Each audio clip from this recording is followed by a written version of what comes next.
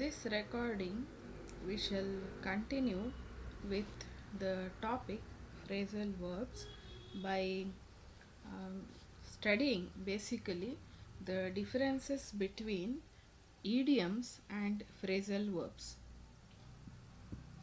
Okay, later on, as we proceed, we shall take on to a few more examples of phrasal verbs. But before we begin with examples about phrasal verbs, we shall look into the basic differences between idioms and phrasal verbs. Okay, and rather, we can also look into differences between a phrase and an idiom. Okay, so this is keeping in mind sometimes it's very confusing, and there is very clear line of demarcation between these two, a phrase and an idiom, and they are mistaken, and mistakeably they are used interchangeably, right, which sometimes is not correct. There is a thin line of demarcation between the two. Okay, so first let us look into these differences, and because they are confusing terms with one another, they are also clubbed under one heading in your workbook, right? So that is the reason we should know this thin line of difference between an idiom and a phrase. Okay, so first let us look into what is a phrase. Okay, a phrase is a group of words making incomplete sense. Okay, a phrase is a group of words making incomplete sense. It means it doesn't make complete sense of its own, right? You might have prepositional phrase beginning with a preposition. You might have an adverbial phrase which begins with an adverb. Similarly, you may also have verb phrase, noun phrase, whatever kind of phrases we have, the different ones, still they do not make a complete sense. Okay, why is it so? Because they lack the basic or preliminary requirement of a complete sentence. If we go by the definition of sentence, we understand it also as group of words,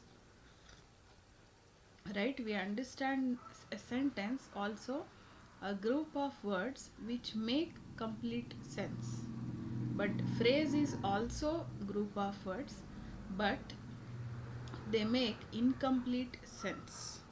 They are not complete in themselves, in making a perfect meaning or a sense, right?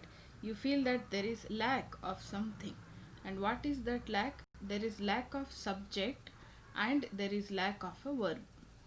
Okay, so this is why we know phrase as a group of words which make incomplete sense.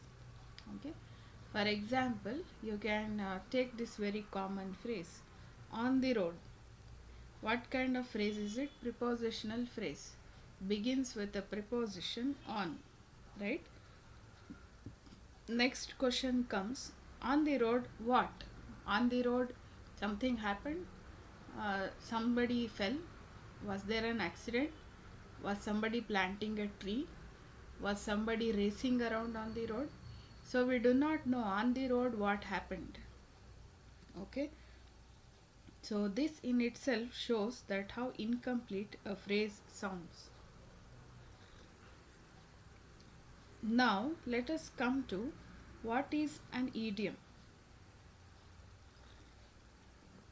Idiom is also a group of words which by common usage has a meaning, right?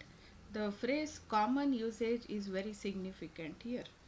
You should bear in mind that idiom is something which has not come to us with grammatical rules and correctness.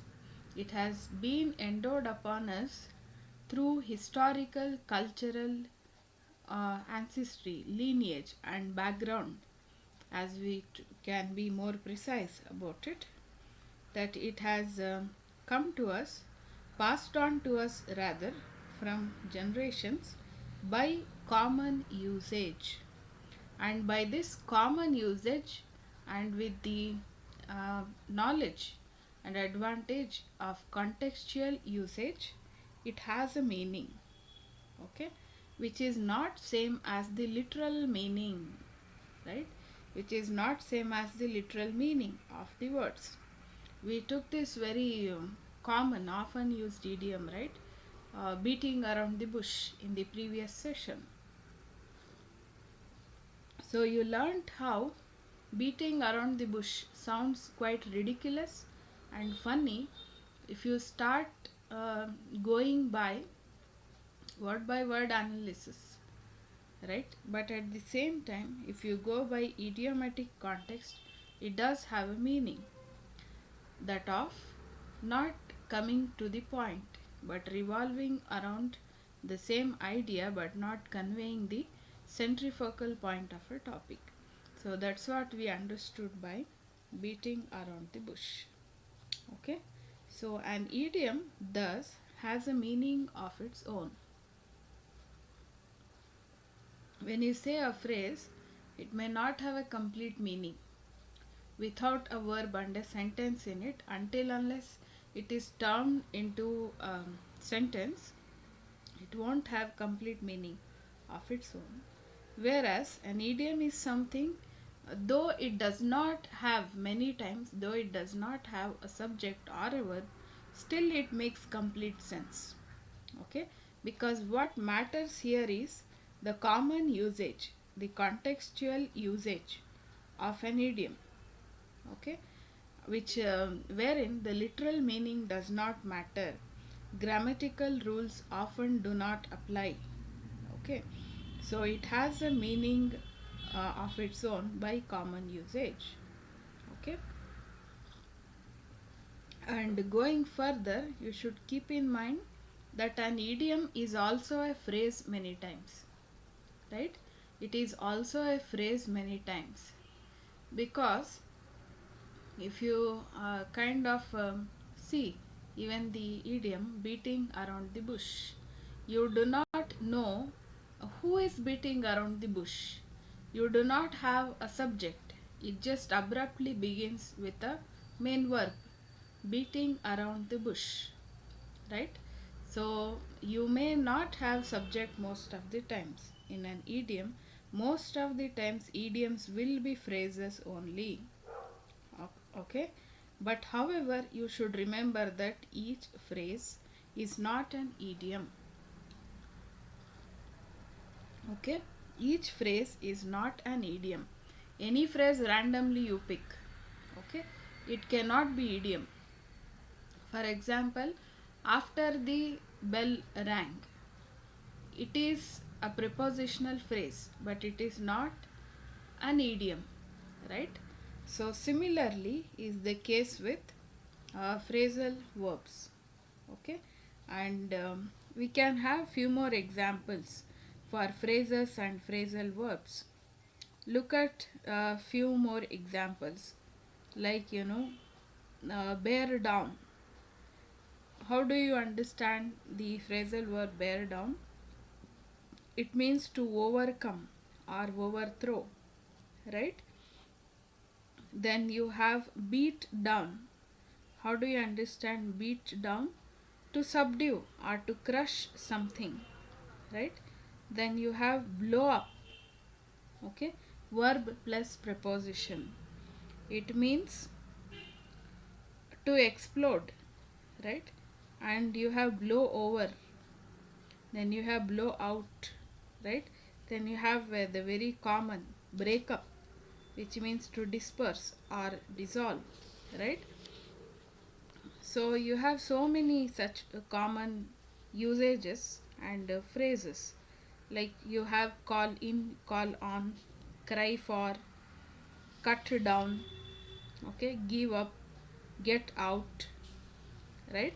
Most of these phrasal verbs are nothing but the combinations of uh, phrases, the combination of verb plus preposition. Verbs followed by prepositions make up for phrasal verbs, right?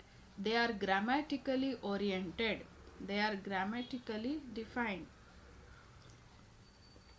and also they are grammatically structured, whereas idioms are structured by usage.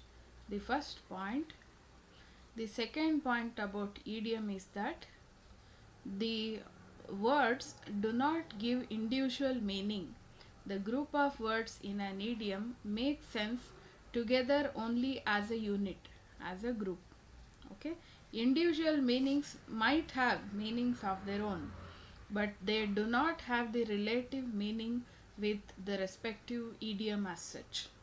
Okay, so these were the very common basic differences which, without knowing which, we commit errors for interchangeably using phrasal verbs or phrases with idioms. Okay, and also we learned few examples about phrasal verbs. The forthcoming videos